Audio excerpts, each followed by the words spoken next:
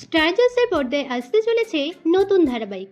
এই ধারাবাহিকের মাধ্যমে বহুদিন পর ছোট পর্দায় কামব্যাক করছেন বকুল তথা জনপ্রিয় অভিনেত্রী উষসী রায়।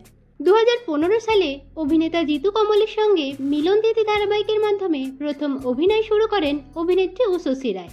পরে 2017 সালে জয়কালী কলকাতাওয়ালি, বকুল কথা, কাদম্বিনী প্রভৃতি ধারাবাহিকে তিনি পরপর কাজ করেছেন। তবে বকুল কথা ধারাবাহিকের মাধ্যমে তিনি সবথেকে বেশি জনপ্রিয়তা পান। কাদম্বিনী ধারাবাহিকের পর তাকে আর ছোট পর্দায় দেখা যায়নি। পরে বেশ কিছু ওয়েব সিরিজেও তিনি অভিনয় করেন।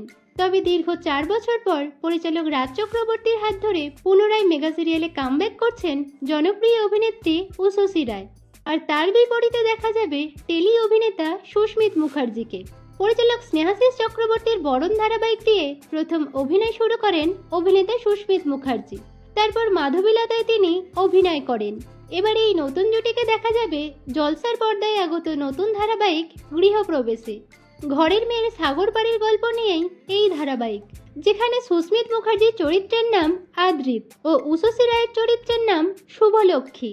গৃহপ্রবেশের প্রমোতে দেখা গেল ধারাবাহিকে গল্পের নায়ক আদ্রিত তার পরিবারকে নিয়ে থাকে বিদেশের মাটিতে, আর গল্পের নায়িকা শুভ তাদেরই উদ্দেশ্যে বিদেশে পাড়ি দেয়। মাঝপথে নানান বাধা বিপত্তির পর অবশেষে দেখা হয় গল্পের নায়কের সাথে। এই ছিল গৃহপ্রবেশের নতুন প্রমো। তো বন্ধুরা, স্টার জলসায় আগত এই নতুন ধারাবাহিক গৃহপ্রবেশ নিয়ে আপনারা কতটা এক্সাইটেড কমেন্টে জানাবেন। বিনোদন জগতের অন্যান্য খবর পেতে চ্যানেলকে সাবস্ক্রাইব করে পাশে থাকা বেল আইকনে ক্লিক করে রাখুন। ধন্যবাদ।